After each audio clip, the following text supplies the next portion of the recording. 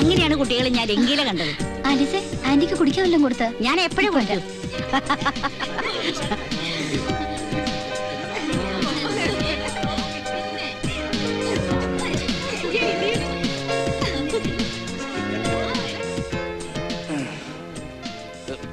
ഈ കൊലക്കയറൊന്ന് ലൂസാക്കി തരാൻ പറ്റുമോ? എനിക്ക് ഇടയ്ക്കൊന്ന് ശ്വാസം വിടേണ്ടി വരും. ഇങ്ങനെയാ കെട്ടുന്നത് അപ്പോട്ടാ? ഇത് കെട്ടുന്നവരൊക്കെ ശ്വാസം വിടാണ്ടാ നടക്കുന്നത്? അവരൊക്കെ ഇത് കെട്ടു മുമ്പേ ശ്വാസം മുഴുവൻ ഒന്നിച്ച് വലിച്ചെടുക്കുമായിരിക്കും. കഴിഞ്ഞോ? കഴിഞ്ഞിട്ടില്ല, ഇനി കോട്ടുകൂടിയുണ്ട്. അതെന്തിനാ? ഞാൻ ഇപ്പൊ തന്നെ ഷർട്ട് അത് മാത്രം പോരെന്നേ. ഇവളുടെ കാര്യം ഇതും കൂടെ ഇട്ട് കഴിയുമ്പോ ഞാൻ ഉടനെ തന്നെ അന്ത്യശ്വാസം വലിക്കും. കൈയൊന്നും പറ്റില്ല. കൈ ഒളിക്കുന്നു. നീ എന്നെ കൊല്ലാൻ തന്നെ തീരുമാനിച്ച? എന്ത് ചിരിക്കുന്നേ? ഈ കോലം കെട്ടിച്ചിട്ട് അത് കണ്ടപ്പോ ചിരി വരുന്നുണ്ടല്ലേ? ചിരിച്ചോ? അതല്ല അപ്പോട്ടാ, പിന്നെ നല്ല സ്റ്റൈലായിരിക്കുന്നു. സായിപ്പിന്റെ വേഷം ഇരുമ്പ് വെച്ചോടക്കാരന് ചേരുവെന്ന് ഇപ്പൊ മനസ്സിലായോ? ഒന്ന് നടന്നേ. അയ്യോ, ഇങ്ങോട്ടല്ല അങ്ങോട്ട്. എന്തിനാ? എങ്ങനെയുണ്ടെന്ന് അറിയാനാ. ഇതിടുമ്പോ നടത്തം മാറുമോ? ആ, മാറും. നടന്നേ. നടക്കാൻ. അയ്യോ, അങ്ങനെയല്ല. ഇങ്ങോട്ട് നോക്ക്. കൈയൊക്കെ ഇങ്ങനെ നീട്ടി തലയൊക്കെ ഇങ്ങനെ സ്റ്റൈലായിട്ട് വെച്ച് നല്ല സ്മാർട്ടായിട്ട് നടക്കണം. എവിടെ? നടന്നേ. സ്മാർട്ടായിട്ടല്ലേ? നടക്ക്. കൊള്ളാം. പിന്നെ ഞാൻ ആദ്യം ചെല്ലാം. കുറച്ചു കഴിഞ്ഞ് ഞാൻ അപ്പോഴാന്ന് നീട്ടി വിളിക്കും.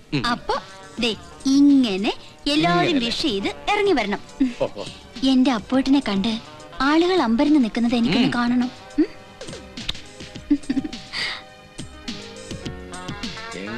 ഇങ്ങനെ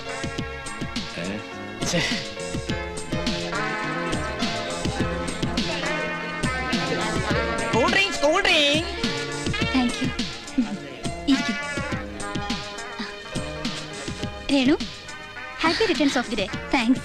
നീ എന്താ വരാത്തെന്ന് ആലോചിക്കായിരുന്നു. പിന്നെ വരാതിരിക്കാനോ? നിന്റെ ആളെ കാണാനുള്ള തിടുക്കത്തിലാ ഞാൻ. ചെറിയൊരു സമ്മാനം. എന്റെ പൈലറ്റ് നിന്റെ ഹസ്സിന് വേണ്ടി വാങ്ങിയ സൂട്ടാ. ഈ സൂട്ട് കാണുമ്പോഴെങ്കിലും ഫ്ലൈറ്റിൽ വെച്ച് നിന്റെ ആളെ എന്റെ ആൾക്ക് മനസ്സിലാക്കാൻ കഴിയുമല്ലോ. Thank you. മോളെ, ഒറ്റയ്ക്ക് മടങ്ങി പോവേണ്ടതാ. നിന്റെ ആളെ ഒന്ന് വിളിക്കേ. കണ്ടിട്ട് ഇത്തിരി ചാപ്പാടും കഴിച്ച് വേഗം സ്ഥലം വിടേണ്ടതാ. പുള്ളിക്കാരൻ റെഡിയായി താഴെ ഇറങ്ങാൻ തുടങ്ങിയപ്പോഴാ സ്റ്റേറ്റ്സിൽ നിന്ന് ഒരു കോള് വന്നത്. ഇപ്പൊ വിളിക്കാട്ടോ. അപ്പോട്ടാ,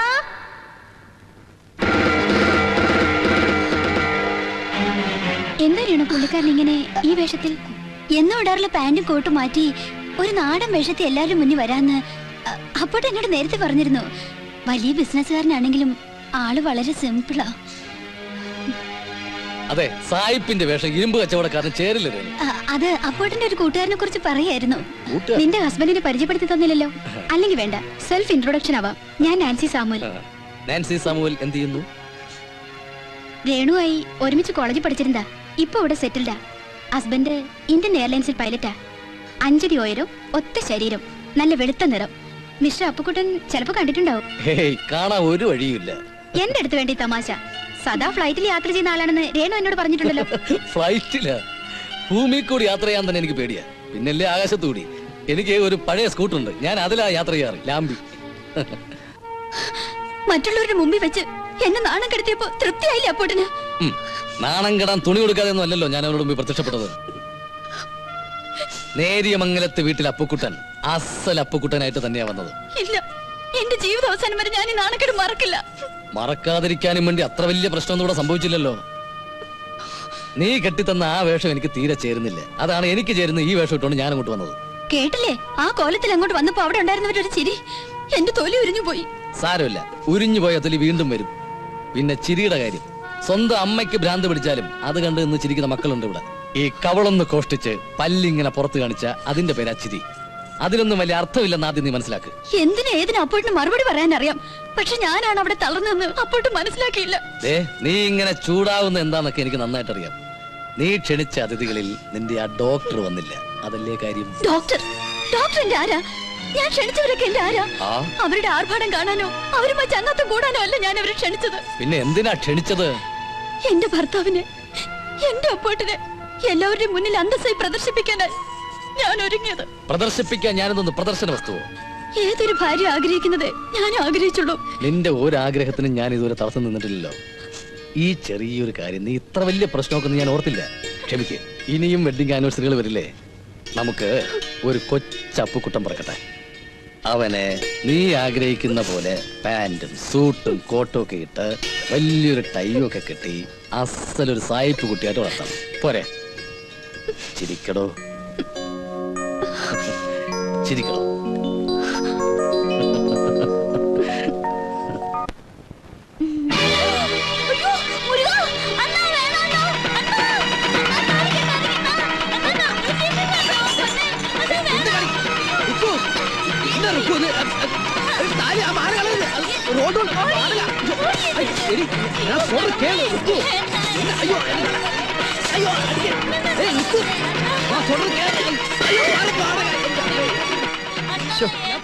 ആകെ കൊളാക്കി.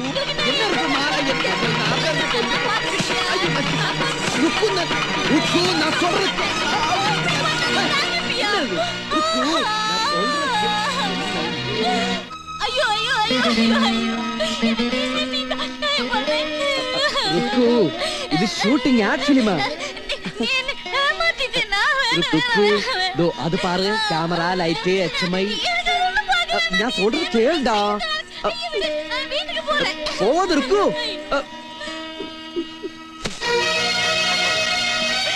ஐயோ என்ன பாப்பா என்னாச்சு சொல்லு ருக்கு. அப்பா அம்மா என்ன எப்படி இல்ல வளர்த்தேன். பத்மம் நம்ம குழந்தை எப்படி வளர்த்தின்னு நீ சொல்லி கொடு. நல்லா தான் வளர்த்தியது. அதுக்கு இப்ப என்னடா ஆச்சு? அப்படி சொல்லாதீங்க, எனக்கு அண்ணா தெரியணும். ஐயோ அழாதம்மா அழாத. என் கண்ணம்மாவே ஒரு உறும்பு போலும் கடிக்காம என் கண்ணா வளர்த்தின. அது சரி, அது நான் குழந்தையா இருந்த போது. அதுக்கப்புறம் நீ வளர்ந்து பெரிய பொண்ணாயதுக்கு அப்புறம் அழகும் ஆரோக்கியம் உள்ள கண்ணுக்கு நிறைஞ்சொரு பையன் கிட்ட உன்னை ஒப்படைக்கணும். நான் செய்துட்டேன். இனி என்ன ப்ராப்ளம்? இல்லப்பா, உங்களை ஏமாத்தியாச்சு. அவருக்கு அழகு இருக்கு, ஆரோக்கியம் இருக்கு, ஆனா ஒண்ணு மட்டும் கிடையாது, மனசு. அவர் மனசு நல்ல மனசுப்பா. கண்ணம்மா, நீ யார விஷயம் சொல்ற? வேற யாரு? அவர்தான் பத்துக்கார். அப்படியா? ஏன் பொண்ணு அளவுக்கு வச்சு அவன் கதையை இப்பவே நான் முடிச்சிருவேன். முடிச்சிரு என் கதையே முடிச்சிரு. நான் சொல்றது கேளப்பா. வாய மூடுற சரியா? நீ எதுக்கு டூப்ளிகேட் மேரேஜ் பண்ற? அது என் வேலையப்பா. யாரடா அந்த வேலைப்ப? ஐயோ, அது என் வேலை அப்பா, ஜோலி. என் മനസ്സിൽ ഒരേ ഒരു പെണ്ണുതാ இருக்கு. എൻ റുക്കു. അവളുടെ കൊളന്ത മുഖം, അവളുടെ നടപ്പ്, അവളുടെ ചിരിപ്പ്, അവളുടെ പേച്ച്, அதெல்லாம் என் മനസ്സിൽ இருக்கப்பா. அவள் மேல எவ்வளவு அன்பு பாசம் இருக்குன்னு உங்களுக்கு தெரியுமா? நான் காமிச்சறேன். என்னடா நீ காமிக்க போற? ஹனுமானாரே என் நெஞ்சு பொளிச்சு காட்டியறே. பாரு, ருக்கு இங்க தான் இருக்கு. சாரி, இங்க தான் இருக்கு. காமிச்சு தர்றேன். அவள் மேல எவ்வளவு அன்பு பாசம் இருக்குன்னு நான் காமிச்சு தர்றேன். நான் காமிச்சறேன். ഒന്നെങ്കിൽ ഞാൻ അല്ലെങ്കിൽ ഞാൻ. ഇവൻ എന്നാ കാമിക്ക പോற? ഷേർഷാ. എന്താ സംശയമുണ്ടോ? ഷേർഷാ ആരാണെന്ന് അറിയണമെന്നുണ്ടെങ്കിൽ ഈ തലയോട്ടികളോട് ചോദിച്ചാൽ മതി, അവ പറഞ്ഞു തരും. അതിന് തലയോട് സംസാരിക്കില്ലല്ലോ ഷേർഷാ. തലയോട്ടികൾ സംസാരിക്കാറില്ല, അതുകൊണ്ടാണ് ഷേർഷാ സംസാരിക്കുന്നത്. ഇതാരുടെ തലയോട്ടിയാണെന്ന് അറിയാമോ? ഇല്ല. നിങ്ങൾക്കെന്നല്ല, ലോകത്താർക്കും അറിയില്ല. ഒരുപാട് ബ്രെയിനുകൾ ഉപയോഗിച്ച് ഒരുപാട് നല്ല കാര്യങ്ങൾ ചെയ്തിട്ടുള്ള ജപ്പാനിലെ കുപ്രസിദ്ധ അധോലോക ചക്രവർത്തിയായ മിത്സുയ ടഹാഷി. ഇതയാളുടെ 40ാമത്തെ വയസ്സിലുള്ള തലയോട്ടി. ഇതയാളുടെ 10ാമത്തെ വയസ്സിലുള്ള തലയോട്ടി. വന്ന കാര്യം പെട്ടെന്ന് പറഞ്ഞു തീർക്കണം. എനിക്കിന്ന് 3 കൊലപാതകങ്ങൾ ചെയ്തു തീർക്കാനുണ്ട്. 4 5 അതെ 6. എന്റെ ഭാര്യയ്ക്ക് ഒരു സംശയം. എന്താ, നിങ്ങൾ അവളുടെ ഭർത്താവല്ലെന്നാണോ? അതല്ല. അതിൽ കൊണ്ടുപോകരുത്. എന്താ? വളരെ കഷ്ടപ്പെട്ടാണ് ഞാൻ അവളെ കെട്ടി തൂക്കിയത്. അത് എന്താന്ന് വെച്ചാൽ, എന്റെ ഭാര്യയോട് എനിക്ക് സ്നേഹമുണ്ടോ എന്നുള്ളതാണ് അവളുടെ സംശയം.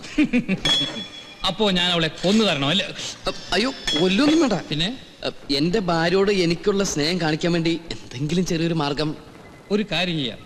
തന്റെ ഭാര്യയോടൊപ്പം ഞാൻ കുറച്ചു ദിവസം താമസിച്ച് നിങ്ങളുടെ സ്നേഹത്തെ കുറിച്ച് ഞാൻ അവൾക്ക് ഒരു സ്റ്റഡി ക്ലാസ് കൊടുക്കാം.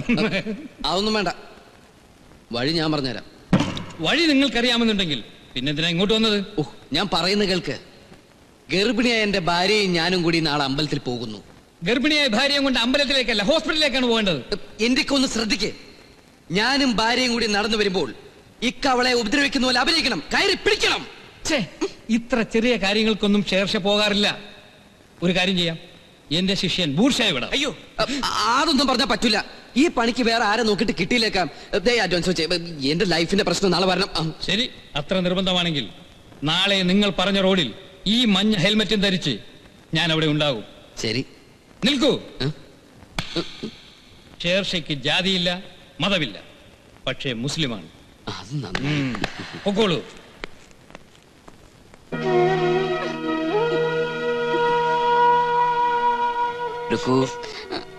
എന്മേലെ കോമാ മറந்துடுறா. എനിക്ക് നീ മാത്രമേ ഉള്ളൂ. ருக்கு, നാളെ കാലയിல കോവില് പോണോ? ഒരു സത്രസംഹാര പുഷ്പാഞ്ജലി പണോ? ശരി, പരവായില്ല. നീ വരലன்னு நான் போலாம். மைண்ட் ஒன்னும் ശരിയല്ല. உடம்புக்கெல்லாம் ஒரே வலி. ஒரு பிரச்சனை என்ன தெரியாது. என்னன்னு தெரியாது. நெஞ்சு வலிக்குதா? ஆமா. சரி சரி, தூங்கிக்கோங்க. நாளைக்கு கோயிலுக்கு போலாம். தூங்கிக்கோங்க. தூங்குங்க. ஐயோ, என்னாச்சுன்னா? என்ன இப்ப நம்ம கோயில இருந்து வேற எங்கேயாச்சும் போறோமா? இல்ல, எங்க இல்ல. அண்ணா, இன்னைக்கு எனக்கு மல்லி மாலை, பிச்சி மாலை, கரம்பம் எல்லாம் வாங்கணும். அவ்வளவுதானே. எதுக்கு இருக்கு? இப்ப തന്നെ നമുക്ക് എത്രയോ ബിസിനസ് ഉണ്ട്. அதுக்கு மேல எதுக்கு இந்த பூ பிசினஸ்? ஐயோ, அதுக்கு இல்லன்னா வட்டா கோயிலில பூஜை பண்றதுக்கு. என்ன ஐயப்பன் கோயில் போற வழி இதானா? ആ വഴി പോയാൽ നടക്കില്ല. ഇവിടെയാണ് അറേഞ്ച് ചെയ്തിരിക്കുന്നത്. என்ன അല്ല, அந்த வழி அரேஞ்ச்மெண்ட்ஸ் எல்லாம் ரொம்ப மோசம். உள்ள நம்ம சின்ன கண்ணன் இருக்கு இல்லையா? அப்ப கெட்டர்ல இப்படி இப்படி போச்சுன்னா பிரச்சனை ஆயிடும். அதான் அப்படிதானே. என்ன எனக்கு இன்னைக்கு உங்க கையால ஏதாவது வாங்கி கொடுங்க. எல்லாம் வாங்கி தரேன். சீக்கிரம் தடு. அந்த சாரி வாங்கி தரேன். பிடிச்சு பிடிச்சு இதாளு. இவ்வளவு பெரிய கடை? ஆமாமா, വലിയ கடை. நைட்டி இருக்கு, சாரி இருக்கு. என்ன வேணும்? அந்த சாரியா பிடிக்கலாம் இல்ல? அப்படியே நைட்டிக்கு அப்புறமா அந்த வயலட் வேணுமா? வயலட் சாரியா? யாருடா என் பொண்டாட்டி மேல கை வச்சது?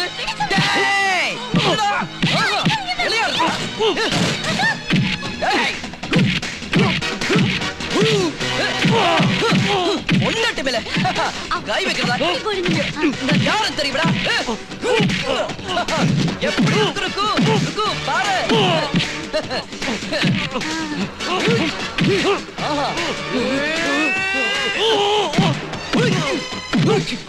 அண்ணே, டேய் அடி அடி.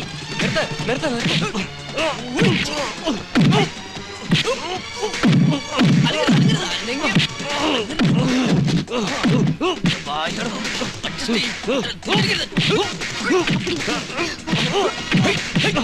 എന്നെ കൂടാതെ ഹെൽമെറ്റ് ധരിച്ച വേറൊരുത്തരും ഇനി ഒരു അവസരം വരട്ടെ.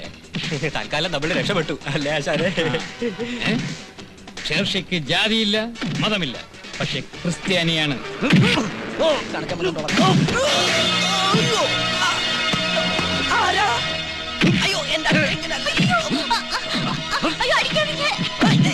എന്റെ വൈഫാണ് എന്റെ മാനങ്ങളെ.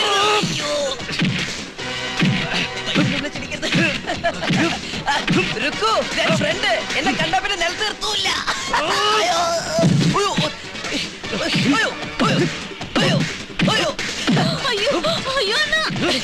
ഭയങ്കര തമാശക്കാരൻ.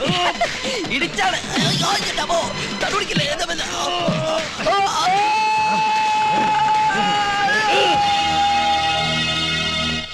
നിങ്ങൾ കാണിച്ച ഒരുമാതിരി പോക്കൃതരായി. അല്ല, അത് ഞാൻ താനൊന്നും മിണ്ടണ്ട. താനാണെന്ന് വിചാരിച്ച് ഞാൻ ഒരുത്തനെ കയറി തല്ലുകയും ചെയ്ത് അവന്റെ രണ്ട് കിട്ടുകയും ചെയ്ത് എന്നെ നടുവും പോയി. ആരാത്? ഓ, ഇനി അതറിഞ്ഞിട്ടണം അവനെ ചെന്ന് കണ്ട് അവന്റെ രണ്ടും കൂടി തനിക്ക് കിട്ടാൻ. തനിക്കൊന്നും പറഞ്ഞ പണിയല്ല വെച്ചത്. അയാളുടെ ഒരു മഞ്ഞ ഹെൽമെറ്റ്. ഒരവസരം കൂടി. ഷേർഷയ്ക്ക് പറ്റിയ ജീവിതത്തിലെ ആദ്യത്തെ അബദ്ധമാണിത്. അപ്പൊ അന്ന് മംഗലാപുരത്ത് പറ്റിയതോ? അത് കൂട്ടണ്ട. ഇതിന് ഞാൻ പകരം വീട്ടും. എന്നോടോ? ഇല്ല, ഇന്നല്ലെങ്കിൽ നാളെ ഷേർഷയ്ക്ക് ജാതിയില്ല, മതമില്ല. ഇപ്പൊ മാനോ ഇല്ല. കറക്റ്റ്.